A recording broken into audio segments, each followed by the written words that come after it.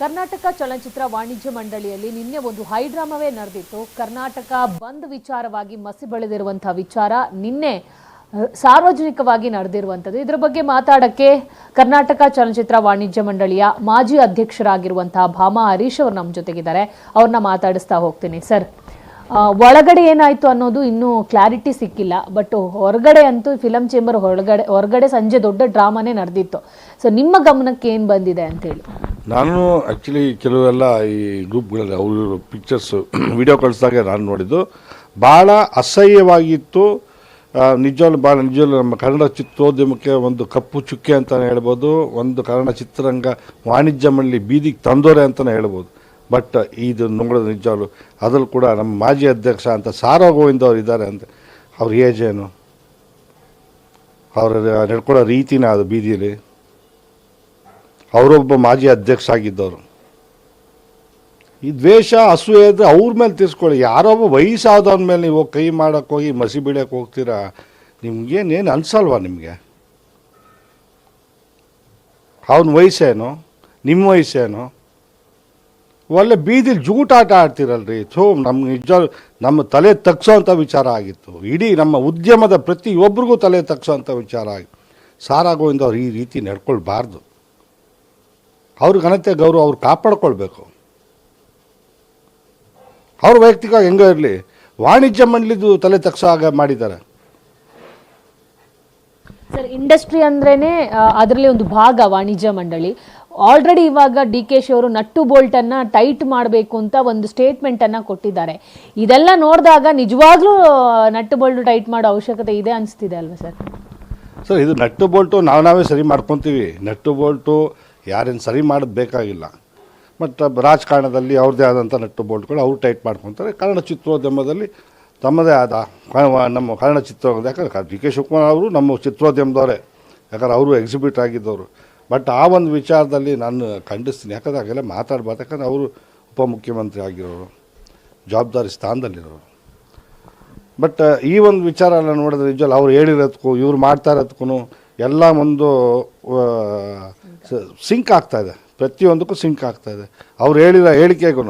But ಅವ್ರು ಏನು ಯಾವ ರೀತಿಯಲ್ಲಿ ಹೇಳಿದ್ರು, ಯಾವ ಇದರಲ್ಲಿ ಹೇಳಿದ್ರು ಅರ್ಥದಲ್ಲಿ ಗೊತ್ತಿಲ್ಲ. ಬಟ್ ಅವ್ರು ಹೇಳಿರೋದಕ್ಕೂ ಇವರೆಲ್ಲ ಬೀದಿಲಿ ಹಿಂಗೆ ನಿಂತ್ಕೊಂಡು ಮಾಡ್ತಾ ಇರೋದಕ್ಕೂ ತುಂಬ ಒಂಥರ ಅಸಹ್ಯ ಹುಟ್ಟಿಸ್ತಾ ಇದೆ. ಸರ್, ಇವಾಗ ಯಾವ ಕಾರಣಕ್ಕೋಸ್ಕರ, ಯಾಕಂದ್ರೆ ನಮಗೆ ಬಂದಿರುವಂಥ ಮಾಹಿತಿ ಪ್ರಕಾರ ಕರ್ನಾಟಕ ಬಂದ್ 22ಕ್ಕೆ ಬಂದ್ ವಿಚಾರ ಏನಿದೆ ಅದಕ್ಕೆ ಸಂಬಂಧಪಟ್ಟಂತೆ ಒಂದು ಮೀಟಿಂಗ್ ನಡೀತಾ ಇತ್ತು. ಆ ಮೀಟಿಂಗಿಗೆ ನರಸಿಂಹರಾಜು ಅವರು ಎಂಟ್ರಿ ಕೊಟ್ಟರು. ಅವರನ್ನು ಸಸ್ಪೆಂಡ್ ಮಾಡಲಾಗಿತ್ತು. ಆ ಕಾರಣಕ್ಕಾಗಿ ಅಲ್ಲಿ ಮಾತಿಗೆ ಚಕಮಕಿ ಬೆಳೆದು ಮಸಿ ಬೆಳೆದಿರುವಂಥದ್ದು. ಯಾಕಂದರೆ ನರಸಿಂಹರಾಜು ಅವರು ಅವಾಚ್ಯ ಶಬ್ದಗಳಿಂದ ಬೈದ್ರು ಅನ್ನೋ ಒಂದು ಮಾತು ಹೇಳ್ತಿದ್ದಾರೆ. ಸೊ ನೀವು ಇಲ್ಲಿ ಯಾವುದೇ ಬಂದ್ ಮಾಡೋಕ್ಕೆ ಬಂದಿಲ್ಲ, ದುಡ್ಡು ಮಾಡೋಕ್ಕೆ ಬಂದಿದ್ದೀರಾ ಅನ್ನೋ ಒಂದು ಮಾತುಗಳನ್ನೆಲ್ಲ ಹೇಳಿರೋ ಕಾರಣ ಸಾರಾ ಗೋವಿಂದ್ ಅವರ ಜೊತೆಗೆ ಪ್ರವೀಣ್ ಅವರು ಕೂಡ ಮಸಿ ಬೆಳೆದಿರುವಂಥ ವಿಡಿಯೋ ಪವರ್ ಟಿವಿಗೆ ಕೂಡ ಸಿಕ್ಕಿದೆ. ಸೊ ಈ ಕಾರಣಕ್ಕೆ ನಡೆದಿರುವಂಥ ಸುದ್ದಿ ಅಂತ ತಿಳಿದು ಬಂದಿದೆ. ಸೊ ಇದ್ರ ಬಗ್ಗೆ ನಿಮಗೆ ಎಷ್ಟು ಗೊತ್ತು ಸರ್? ಒಳಗಡೆ ಏನು ಮೀಟಿಂಗ್ ಇದೆ, ಏನು ಅಜೆಂಡಾ ಇಟ್ಕೊಂಡು, ಯಾಕಂದ್ರೆ ನರಸಿಂಹನವರು ಆಯ್ಕೆ ಆಗಿದ್ದಾರೆ ಅಂತೇಳಿ ನನಗೆ ಗೊತ್ತಿದೆ. ನನಗೆ ಯಾರು ಅಧ್ಯಕ್ಷ ಆಗಿದ್ದಾರೆ, ಆಯ್ಕೆ ಆಗಿದ್ದಾರೆ ಅಂತಲೇ ಗೊತ್ತಾಗ್ತಾಯಿಲ್ಲ. ನಿಜವಾಗ್ಲೂ ಕನ್ಫ್ಯೂಷನಲ್ಲಿದ್ದೀನಿ.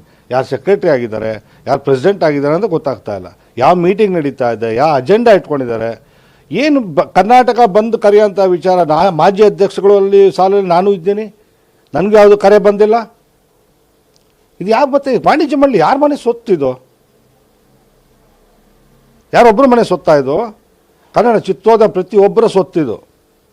ಇದು ಯಾವಾಗ ಅಂದ್ರೆ ಅವಾಗ ಮೀಟಿಂಗ್ ಕರೆಯೋದು ಮಾಡಿ ನಿಜ ನನಗೆ ಅರ್ಥನೇ ಆಗ್ತಾಯಿಲ್ಲ. ಯಾರು ಅಧ್ಯಕ್ಷ ಆಗಿದ್ದಾರೆ, ಯಾರು ಕಾರ್ಯದರ್ಶಿಗಳಾಗಿದ್ದಾರೆ ಅಂತೇಳಿ.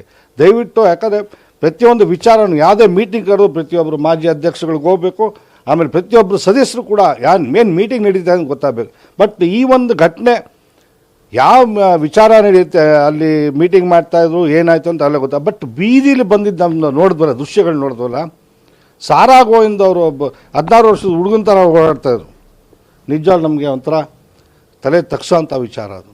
ಓಕೆ ಸರ್, ಇವಾಗ ಕರ್ನಾಟಕ ಬಂದ್ ವಿಚಾರಕ್ಕೂ ಈ ಮಸಿ ಬಳಿಯುವಂಥದ್ದಕ್ಕೂ ಏನಿದೆ ಸಂಬಂಧ ಅಂತ ನನಗೆ ಗೊತ್ತಾಗ್ತಾ ಇಲ್ಲ ಸರ್. ಈಗ ನರಸಿಂಹರಾಜು ಅವರಿಗೆ ಮಸಿ ಬಳಿಯುವಂಥದ್ದು, ಅವರು ಬೈದ್ರು ಅನ್ನೋ ಕಾರಣಕ್ಕೆ ಯಾಕೆ ಮಸಿ ಬಳಿತಾರೆ? ಅದನ್ನು ಕೂತು ಬಗೆಹರಿಸಬಹುದಿತ್ತಲ್ವಾ ಅಂತ. ಖಂಡಿತವಾಗ್ಲಮ್ಮ ಕರೆಸಿ. ಯಾಕಂದ್ರೆ ನರಸಿಂಹರಾಜು ಅವರು ಬೇರೆ ಅಲ್ಲ, ಅವನು ನಮ್ಮ ಸದಸ್ಯನೇ. ಏನೋ ಯಾವುದೋ ಕಾರಣಕ್ಕೆ ಸಸ್ಪೆಂಡ್ ಆಗಿರ್ಬೋದು. ಇದು ದೊಡ್ಡವರಾದವರು, ಮಾಜಿ ಅಧ್ಯಕ್ಷ ಆದವರು, ಅವರು ಮಾಜಿ ಅಧ್ಯಕ್ಷ ಇದ್ದಾರೆ ಒಳಗಡೆ. ಅಧ್ಯಕ್ಷರು ಗಮನಕ್ಕೆ ಈ ಮೀಟಿಂಗ್ ನಡೀತಾ ಇದೆಯೋ ಈಚೆ ಕಡೆ ಗಲಾಟೆ ಆಗಿದೆ ಅದು ಯಾವುದು ಬೆಳಿಗ್ಗೆ ಮಾತಾಡಿದಾಗ ನನಗೇನು ಗೊತ್ತಿಲ್ಲ ಅಣ್ಣ ಅಂತೇಳಿ ಪಾಪ ಹೇಳ್ತಾರೆ ಅವರು. ಬಟ್ ಯಾರೇ ಒಂದು ಮೆಂಬರ್ ಆಗಲಿ ಏನೇ ತಪ್ಪು ಮಾಡಿದ್ರು ಏನೇ ಮಾತುಕತೆ ಇದ್ರು 4 ಗೋಡೆ ಮಧ್ಯದಲ್ಲಿ ಬಗೆಹರಿಸ್ಕೊಳ್ಳೋಂಥ ವಿಚಾರಮ್ಮ. ಇದು ಒಂದು ಮನೆ ಒಂದು ವಿಚಾರ ಇದು.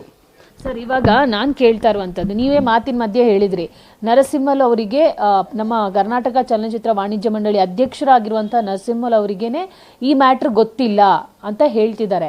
ಸೊ ಯಾಕೆ ಗೊತ್ತಿಲ್ಲ ಸರ್? ಫಿಲಂ ಚೇಂಬರ್ ಎದುರುಗಡೆನೆ ನಡೆದಿರುವಂಥದ್ದು, ಅಲ್ಲಿಯ ಸದಸ್ಯರೇ ಅವರಿಗೆ ಮಸಿ ಬಳಿಯುವಂಥ ಒಂದು ಪ್ರಯತ್ನ ಮಾಡ್ತಾ ಇರುವಂಥದ್ದು, ಅಲ್ಲಿ ಯಾರು ಸ್ಟಾಫ್ ಆಗಿ ಕೆಲಸ ಮಾಡ್ತಿದ್ದಾರೆ ಅವರೇ ಅವರನ್ನು ಹಿಡಿದು ಮಸಿ ಬಳಿಯುವಂಥ ಪ್ರಯತ್ನ ಮಾಡಿ ಎಲ್ಲ ವಿಜುವಲ್ಸ್ ಅಲ್ಲಿ ಇದೆ. ಸೊ ಇದು ಒಂದು ಅಧ್ಯಕ್ಷರಿಗೆ ಗೊತ್ತಿಲ್ಲ ಅಂದರೆ ಸೊ ಅಧ್ಯಕ್ಷರು ಏನು ಮಾಡ್ತಾ ಇದ್ರು ಹಾಗಿದ್ರೆ? ನಿಜವಾಗ್ಲೂ ಈ ಒಂದು ಘಟನೆ ಏನು ನಡೆದಿದೆ ರೀ, ಸಾರಾ ಗೋವಿಂದಾಗಲಿ ಯಾರೇ ಆಗಲಿ ರೀ, ಎಲ್ಲ ಪ್ರತಿಯೊಬ್ಬರು ಒಂದು ಮೆಂಬರ ಇಲ್ಲಿ. ನಾನು ಹೇಳೋದು ಒಬ್ಬ ಅಧ್ಯಕ್ಷ ಅದು, ಅದಕ್ಕೆ BC ಕಮಿಟಿ ಇದೆ, ಕರೆದ್ಬಿಟ್ಟು ನಾವು ಯಾಕಂದರೆ ಈ ಒಂದು ಗಲಾಟೆ ವಿಚಾರದಲ್ಲಿ ಸಾರಾ ಗೋವಿಂದು ಬಹಿರಂಗವಾಗಿ ಕ್ಷಮಾಪಣೆ ಕೇಳಬೇಕು. ಯಾಕಂದರೆ ಕನ್ನಡ ಚಿತ್ರೋದ್ಯಮದ ಮಾನ ಮರ್ಯಾದೆ ಹರಾಜು ಹಾಕಿದ್ದಾರೆ, ತಪ್ಪದು. ಅವ್ರ ವೈಯಕ್ತಿಕ ದ್ವೇಷ ನರಸಿಂಹರಾಜು ಸಾರಾ ಗೋವಿಂದ್ ಏನೇ ಇರಲಿ ಅವ್ರು ಪರ್ಸ್ನಲ್ ಆಗಿ ಇಟ್ಕೊಳ್ಳಿ. ಆಮೇಲೆ ಒಡಿಯ ಅಂತ ಏಜ, ಮಸಿ ಬೆಳಿ ಅಂತ ನರಸಿಂಹರಾಜು ಏಜ್, ಅದು ಸಾರಾ ಗೋವಿಂದ್ ಅವ್ರ ಏಜ್ ಏನು, ಅವ್ರ ಏಜ್ ಏನು? ಒಬ್ರು ಚೂಪ್ ಬಿಟ್ಟು ಮಾಡಿಸೋ ಕೆಲಸ ಇದೆಯಲ್ಲ, ಯಾರು ಬೇಕಾದ್ರೂ ಮಾಡಿಸ್ತಾರೆ. ಬಟ್ ಅದು ಈ ರೀತಿ ನಿಜವಾಗ್ಲೂ ನಡ್ಕೊಳ್ಬಾರ್ದಾಯ್ತು. ಭಾಳ ನಿಜವಾಗ್ಲೂ ಸಾರಾ ಗೋವಿಂದ್ ಅವ್ರು ಮಾಡಿದ ಇಡೀ ಎಲ್ಲರಿಗೂ ಅವಮಾನ ಅಂತ ವಿಚಾರ ಇದು. ಓಕೆ, ಸೊ ಇದ್ರ ಬಗ್ಗೆ ಯಾರತ್ತಾದ್ರೂ ಮಾತಾಡಿದ್ರ ಸರ್? ವಾಣಿಜ್ಯ ಮಂಡಳಿಗೆ ಸಂಬಂಧಪಟ್ಟಂತಹ ಸದಸ್ಯರಾಗಿರ್ಬೋದು ಅಥವಾ ಅಲ್ಲಿ ಕಾರ್ಯಕರ್ತರಾಗಿರ್ಬೋದು, ಅಧ್ಯಕ್ಷರಾಗಿರ್ಬೋದು, ಉಪಾಧ್ಯಕ್ಷ, ಇವತ್ತು ಯಾರಾದ್ರೂ ಮಾತಾಡಿಸುವಂಥ ಪ್ರಯತ್ನ ಮಾಡಿದ್ರ ನೀವು? ನಾನು ಅಧ್ಯಕ್ಷರಿಗೆ ಬೆಳಗ್ಗೆ ಕರೆ ಮಾಡಿದ್ದೆ. ನನಗೆ ಮಾಜಿ ಅಧ್ಯಕ್ಷಗಳಿಗೆಲ್ಲ ನಾನು ಕರೆ ಮಾಡಿ ಮಾತಾಡಿದೆ. ಈ ಥರ ಪ್ರತಿಯೊಬ್ಬರೂ ಭಾಳ ನೋವು ಪಟ್ಟರು, ವ್ಯಥೆಪಟ್ಟರು. ವಾಣಿಜ್ಯ ಮಂಡಳಿ ಘನತೆ ಗೌರವನ ಹರಾಜು ಆಗ್ತಾ ಇದ್ದಾರಲ್ಲ ಅಂತೇಳಿ ಅಂತ ಅವ್ರ ವಿಡಿಯೋಗಳು ನೋಡಿ ಪ್ರತಿಯೊಬ್ಬರು ಭಾಳ ಒಂಥರ ಹಸಿರೇ ಆಗ್ಬಿಟ್ಟು ತುಂಬಾ ಬೇಜಾರು ಮಾಡ್ಕೊಂಡು ಮಾಜಿ ಅಧ್ಯಕ್ಷಗಳೇ ಪ್ರತಿಯೊಬ್ಬರು ಕೂಡ. ಬಟ್ ಯಾರು ಇದು ಕಿರೀಟ ಥರ ಅಂತ ವಿಚಾರ ಇಲ್ಲ, ಯಾರೋ ಮುತ್ಕೊಂಡು ಹೋಗಿ ಮಸಿ ಬೆಳೀತಾರೆ ಅಂದ್ರೆ ಕಿರೀಟ ಥರ ಅಂತದಮ್ಮ. ಕಮಿಟಿ ಇದೆ ತಾನೆ, ಶಿಸ್ತಿ ಇದೆ ತಾನೆ, ಕಾನೂನು ಇದೆ ತಾನೆ, ಏನು ಬೇಕಾ ಕ್ರಮ ತೊಗೊಳ್ಳಿ ಅವನ ಮೇಲೆ. ಯಾಕಂದ್ರೆ ಅವನು ಮಾಡಿರ್ತಕ್ಕಂಥ ನರಸಿಂಹರಾಜುನು ಕೆಲವು ಕೆಲಸಗಳೆಲ್ಲ ನಾನು ವಿರೋಧ ಮಾಡಿದ್ದೀನಿ, ನೀನು ಮಾಡ್ತಿರೋ ತಪ್ಪು ಕಣಯ್ಯ ಅಂತ ಹೇಳಿದೆ. ಬಟ್ ನಿನ್ನೆ ನಡೆದಂಥ ಘಟನೆಯಲ್ಲಿ ನಿಜವಾಗ್ಲೂ ಒಬ್ಬ ಅಮಾಯಕನ ಮೇಲೆ ಹಿಂಗೆ ದೌರ್ಜನ್ಯ ಮಾಡ್ತಾರೆ, ನಿಜವಾಗ್ಲೂ ನಾಚಿಕೆ ಆಗಬೇಕಮ್ಮ. ಸರ್, ಇಂತಹ ಹೋರಾಟ ಮಸಿ ಬಳಿಯೋದೆಲ್ಲ ನಮ್ಮ ಕನ್ನಡ ಚಿತ್ರಗಳಿಗೆ ಯಾಕೆ ಅಂದರೆ ಮಾಡ್ತಾ ಇಲ್ಲ? ಯಾಕಂದರೆ ಚಿತ್ರ ಇವಾಗ ಉಳಿತಾ ಇಲ್ಲ, ಥಿಯೇಟರಲ್ಲಿ ನಿಲ್ತಾ ಇಲ್ಲ, ಬಿಸ್ನೆಸ್ ಆಗ್ತಾ ಇಲ್ಲ. ಇಂಥದ್ರಲ್ಲಿ ಯಾವುದು ಹೋರಾಟಗಳು ವಾಣಿಜ್ಯ ಮಂಡಳಿಯ ಸದಸ್ಯರಿಂದಾಗಲಿ ಅಥವಾ ವಾಣಿಜ್ಯ ಮಂಡಳಿಯ ಒಂದು ಸಂಘಟನೆಯಿಂದ ನಡೀತಾ ಇಲ್ಲ. ಅನಾವಶ್ಯಕತೆಗೆ ಜಾಸ್ತಿ ಒತ್ತು ನೀಡುವಂಗಿದೆ ಸರ್ ಇದೆಲ್ಲ. ಖಂಡಿತವಾಗ್ಲಮ್ಮ. ಇಲ್ಲೇನಾಗಿದೆ ಅಂದರೆ ಇದು ಯಾರ್ದೋ ಒಂದು ಮನೆ ಸೊತ್ತು ಥರ ಮಾಡಿಕೊಂಡು ಅವ್ರವ್ರ ಬೇಳೆ ಬೇಯಿಸ್ಕೊತಾರೆ ಹೊರತು ನಿಜವಲ್ಲ. ಎಲ್ಲ ಮಾಜಿ ಅಧ್ಯಕ್ಷರು ಪ್ರತಿಯೊಬ್ಬರು ನಾವು ಮಾತಾಡ್ತೀವಿ, ಇದು ಅವ್ರವ್ರ ಮನೆ ಬಂದು ಬೇಳೆ ಬೇಯಿಸ್ಕೊಳ್ಳೋ ಅಂತ ಇದಲ್ಲ. ಖಂಡಿತವಾಗ್ಲೂ ಇಂಥದಕ್ಕೆ ಕಡಿವಾಣ ಹಾಕಕ್ಕೆ ನಾವೆಲ್ಲ ನಿಂತ್ಕೊತೀವಿ.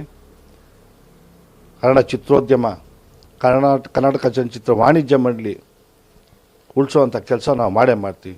ನಿನ್ನೆ ಯಾವುದೋ ಒಂದು ರಾಜ್ಕುಮಾರ್ ಅವ್ರಿಗೆ ಅವಮಾನ ಮಾಡಿದಂಥ ಹೇಳಿಕೆಯಲ್ಲಿ ಅಜೆಂಡಾ ಮುನ್ರತ್ನ ಅವ್ರನ್ನ ಸಸ್ಪೆಂಡ್ ಮಾಡಬೇಕು ಅಂತೇಳಿ ಅದೊಂದು ಅಜೆಂಡಾ ಇಟ್ಕೊಂಡು, ಅದೆಲ್ಲ ಒಂದು ಅಜೆಂಡಾ. ನಮ್ಮ ರಾಜಕೀಯನೇ ಬೇರೆ, ಕರ್ನಾಟಕ ಚಲನಚಿತ್ರ ವಾಣಿಜ್ಯನೇ ಬೇರೆ. ಯಾರೋ ಒಬ್ರು ಇನ್ಫ್ಲೂಯೆನ್ಸಿಂದ ಮುನ್ರತ್ನ ಅವ್ರು ಸಸ್ಪೆಂಡ್ ಮಾಡಬೇಕಂತೇಳಿ ಅಜೆಂಡಾ ಇಡ್ತಿರಲ್ಲ, ಮಾಡಿ. ಅವ್ರೇನು ಯಾಕಂದರೆ ಕರ್ನಾಟಕದ ಬಗ್ಗೆ ಡಾಕ್ಟರ್ ರಾಜ್ಕುಮಾರ್ ಅವ್ರ ಬಗ್ಗೆ, ಕನ್ನಡ ಚಿತ್ರೋದ್ಯಮ ಬಗ್ಗೆ ಪ್ರತಿಯೊಬ್ಬರಿಗೂ ಒಂದು ಗೌರವ ಇದೆ, ಪ್ರೀತಿ ಇದೆ, ಎಲ್ಲ ಇದೆ. ಬಟ್ ಯಾವುದೋ ಒಂದು ಹೇಳಿಕೆ ಅವ್ರು ಕೊಟ್ಟಿರ್ಬೋದು, ನಿಜ ಆಗಿರ್ಬೋದು. ಬಟ್ ರಾಜಕೀಯವಾಗಿ ತೀರಿಸ್ಕೊಳ್ಳಿ. ಉದ್ಯಮದಲ್ಲಿ ಅದು ಅವನು ಬೆಂಬರಾಗಿ ಅದಕ್ಕೂ ಅವನಿಗೆ ಕೊಟ್ಟಿರ್ತಕ್ಕಂಥ ಹೇಳಿಕೆ ನಿಜವಲ್ಲ ಆ ಥರ ತಪ್ಪಾಗಿದ್ದು ನಾನು ಖಂಡಿಸ್ತೀನಿ, ಇಲ್ಲ ಅಂತಲ್ಲ. ಸರ್, ಇವತ್ತು ಫಿಲಂ ಫೆಸ್ಟ್ಗೆ ತೆರೆ ಬೀಳ್ತಾ ಇದೆ ಸರ್. ಬಟ್ ಈ 8 ದಿವಸಗಳ ಕಾಲ ನಡೆದಂತಹ ಈ ಒಂದು ಫಿಲಂ ಫೆಸ್ಟ್ ಏನಿದೆ, ಸೊ ಎಲ್ಲೋ ಒಂದು ಕಡೆ ಕೆಲವು ಕಲಾವಿದರಿಗೆ ಇವತ್ತಿಗೂ ಅಸಮಾಧಾನ ಇದೆ. ಟಿಕೆಟ್ ಅಂದರೆ ಪಾಸ್ ವಿಚಾರ ಆಗಲಿ ಅಥವಾ ಅವ್ರನ್ನ ನೋಡ್ಕೊಳ್ಳುವ ರೀತಿ ವಿಚಾರದಲ್ಲಾಗಲಿ, ಇನ್ವಿಟೇಷನ್ ವಿಚಾರದಾಗಲಾಗಲಿ ಯಾವುದು ಸರಿ ಇಲ್ಲ ಅನ್ನುವಂಥ ಒಂದು ಮಾತು ಕೇಳಿ ಬರ್ತಾ ಇದೆ ಸರ್. ಸೊ ನಿಮಗೆ ಇನ್ವಿಟೇಷನ್ ತಲುಪಿದೆಯಾ? ಜೊತೆಗೆ ಈ ಸಲದ 16ನೇ ಫಿಲಂ ಫೆಸ್ಟ್ ಬಗ್ಗೆ ನಿಮ್ಮ ಒಪಿನಿಯನ್ ಏನು ಸರ್? ಇಲ್ಲ, ಇನ್ವಿಟೇಷನ್ನು ಪಾಸು ನಮ್ಮ ಮನೆಗೆ ಬಂದು ತಲುಪಿದೆ. ಅದು ಯಾವತ್ತು ತಲುಪಿದೆ? ಶನಿವಾರ ಸಂಜೆ 5:30ಗೆ ಇನಾಗ್ರೇಷನ್ ಇದೆ. ನಮ್ಮ ಮನೆಗೆ ಪಾಸು ಮತ್ತು ಇನ್ವಿಟೇಷನ್ ಬಂದಿರೋದು 2 ಗಂಟೆಗೆ. ಆಮೇಲೆ ನನಗೂ ಆದಂಥ ಒಂದು ಕೆಲಸಗಳಿರುತ್ತೆ. ಪ್ರತಿಯೊಬ್ಬರು ಕಲಾವಿದರಿಂದ ಹಿಡ್ದು ನಿರ್ಮಾಪಕರು, ನಿರ್ದೇಶಕರು ಪ್ರತಿಯೊಬ್ಬರಿಗೂ ಅವ್ರದ್ದೇ ಆದಂಥ ಕೆಲಸ ಕಾರ್ಯಗಳಿರುತ್ತೆ. ಫ್ಯಾಮ್ಲಿನೆಲ್ಲೋ ಈಚೆ ಕಡೆ ಕರ್ಕೊಂಡು ಹೋಗಬೇಕು, ಏನೋ ಫಂಕ್ಷನ್ ಇರುತ್ತೆ. ಯಾಕಂದರೆ ಇನ್ವಿಟೇಷನ್ನು ಮುಂಚೆನೇ ಒಂದು 3 ದಿನ ಮುಂಚೆನೇ ತಲುಪೋ ರೀತಿಲಿ ಮಾಡಿದರೆ ಪ್ರತಿಯೊಬ್ಬರು ಅಟೆಂಡ್ ಮಾಡಿರೋರು. ನೀವು ಲಾಸ್ಟ್ ಮೂಮೆಂಟಲ್ಲಿ 1 ಅವರ್ ಇದ್ದಂಗೆ ಯಾರು ಬರ್ತಾರೆ ಹೇಳಿ? ಆಮೇಲೆ ಅವ್ರದ್ದಂಥ ಎಂಗೇಜ್ಮೆಂಟ್ಸ್ ಇರುತ್ತೆ. ಬಟ್ ಅದು ಕರೆಕ್ಟಾಗಿ ಸಾಧು ಕೋಕಿಲ ಅವರು ಸಂಬಂಧಪಟ್ಟಂಥ ಬೆಂಗಳೂರು ಜಿಲ್ಲಾ ಉಸ್ತುವಾರಿ ಮಂತ್ರಿಗಳಂತ ಡಿ ಕೆ ಶಿವಕುಮಾರ್ ಅವರಿಗೆ ಕರೆಕ್ಟಾಗಿ ಮಾಹಿತಿ ಕೊಡಬೇಕಾಯ್ತು. ಕರೆಕ್ಟ್ ಅವರು ತಪ್ಪು ಮಾಹಿತಿ ನೀಡಿ, ಯಾಕಂದರೆ ಪಾಪ ಶಿವಕುಮಾರ್ ಅವ್ರಿಗೆ ಗೊತ್ತು, ಯಾಕಂದ್ರೆ ನಾನು ಫಿಲಿಮ್ ಫೆಸ್ಟಿವಲ್ ಅವ್ರ ಜೊತೆ ವಾಣಿಜ್ಯ ನಮ್ಮ ಅಕಾಡೆಮಿ ಜೊತೆ ನಿಂತು ಮಾಡಿದ್ದೀನಿ. ಆ್ಯಕ್ಚುಲಿ ನಮ್ಮ ಅಂತಾರಾಷ್ಟ್ರೀಯ ಚಲನಚಿತ್ರೋತ್ಸವ ಪೂರ್ವಭಾವಿಯಾಗಿ ಕನ್ನಡ ಚಿತ್ರೋದ್ಯಮಕ್ಕೆ ಒಂದು ಪೂರ್ವಭಾವಿ ಸಭೆ ಮಾಡಬೇಕು. ಸಭೆಯಲ್ಲಿ ಎಲ್ಲನೂ ಪರ್ಸ್ನಲಾಗಿ ಇನ್ವೈಟ್ ಮಾಡಬೇಕಾಯ್ತು. ಬಟ್ ಇದು ಯಾವ ರೀತಿಯೂ ಮಾಡಲಿಲ್ಲ. ಸರ್, ಇನ್ನೊಂದು ವಿಚಾರ, ಫಿಲಮ್ ಫೆಸ್ಟ್ ಒಂದು ಬುಕ್ ರಿಲೀಸ್ ಮಾಡ್ತಾರೆ. ಆ ಬುಕ್ ಇದೆ, ಸೊ ಅದರಲ್ಲಿ ಕನ್ನಡದ ಕಗ್ಗೊಲೆ ಆಗಿದೆ, ಕನ್ನಡ ಅಕ್ಷರಗಳೇ ತಪ್ಪು ಬರೆದಿರುವಂಥದ್ದು, ಅರ್ಥಗಳೇ ಬೇರೆ ರೀತಿಯ ಕಲ್ಪಿಸುವಂಥ ಒಂದು ಇದು ಆಗಿದೆ. ಯಾಕಂದರೆ ಅವರು ಗೂಗಲ್ ಟ್ರಾನ್ಸ್ಲೇಟ್ ಇಂಥವುಗಳನ್ನು ಬಳಸ್ಕೊಂಡಿದ್ದಾರೆ, ಒಂದನೇದಾಗಿ.